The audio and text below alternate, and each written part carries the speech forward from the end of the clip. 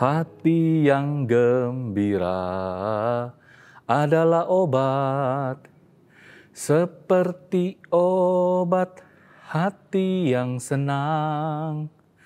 Tapi semangat yang patah keringkan tulang.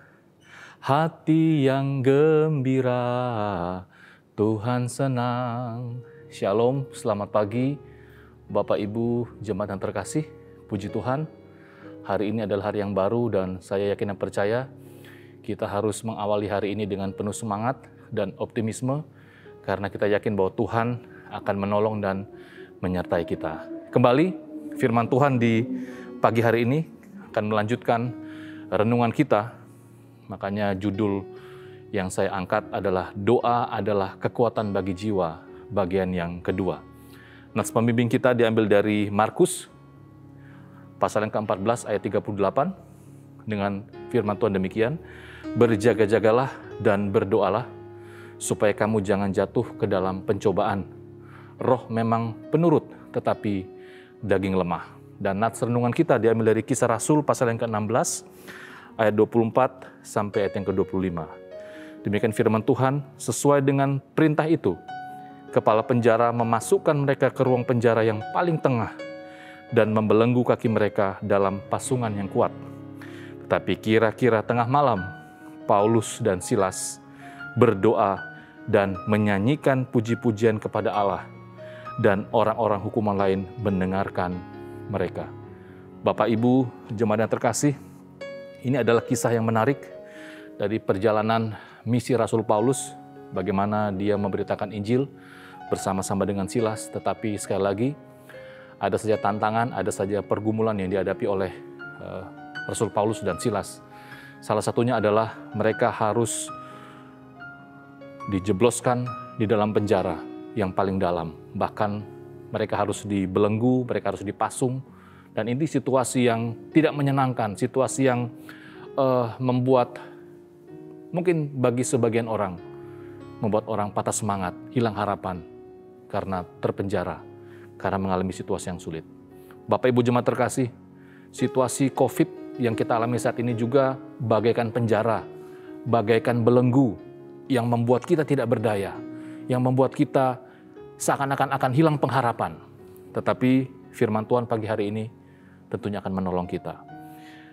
Perenungan pertama yang kita ambil dari pembacaan firman Tuhan kita di pagi hari ini adalah tetap bersyukur dalam doa dan pujian meskipun keadaan kita tidak ideal, di penjara dan terbelenggu. Sekali lagi, dalam konteks Rasul Paulus dan Silas, keadaan tidak ideal mereka adalah mereka masuk di dalam penjara dan terbelenggu dan terpasung, tidak bisa berbuat apa-apa.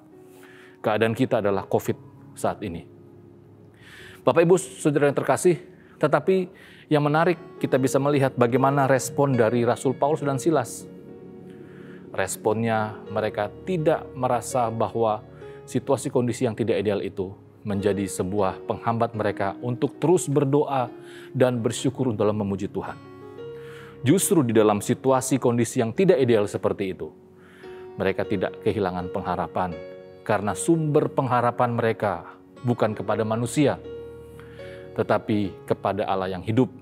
Menaikkan doa dan pujian kepada Allah itulah yang mereka lakukan. Kembali, firman Tuhan di pagi hari ini mendorong kita, meskipun kita berada dalam situasi kondisi yang tidak ideal, tidak nyaman, tetapi mari kita terus berdoa, terus bersyukur di dalam setiap kehidupan kita.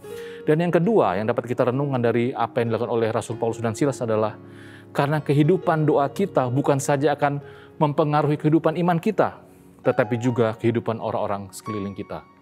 Ingatlah, yang mengalami situasi kondisi ini bukan saja kita, tetapi orang-orang di sekeliling kita, keluarga kita, masyarakat luas. Tetapi saat kita mampu membuktikan iman kita tetap kuat, tetap semangat, tetap optimis dalam situasi seperti ini, saya yakin dan percaya orang-orang di sekeliling kita, orang-orang yang berada di sekitar kita, tentunya juga akan merasakan apa yang kita alami. Oleh sebab itu, Bapak Ibu jemaat yang terkasih, mari terus berdoa, mari terus bersyukur, meskipun situasi kondisi kita tidak ideal. sama seperti Rasul Paulus dan Silas. Mari kita berdoa. Bapa, kami bersyukur karena kembali kami yakin dan percaya bahwa doa itu adalah kekuatan bagi jiwa kami sebagai orang-orang percaya. Meskipun situasi kondisi masih sangat sulit, sangat susah, seakan-akan kami terpenjara, terbelenggu, tetapi sebagai orang-orang yang mengasihi Tuhan, memiliki Allah yang hidup, kami tidak akan kehilangan pengharapan kami. Oleh sebab itu kami akan terus berdoa kepada Tuhan, terus bersyukur dan memuji Tuhan, karena itu adalah kekuatan bagi jiwa kami. Memberkati hari ini, menolong kami dalam hari-hari kami ke depan, karena kami yakin dan percaya bahwa hari-hari kami, kehidupan kami berada di dalam tangan Tuhan. Di dalam nama Tuhan Yesus, kami sudah berdoa dan bersyukur. Amin.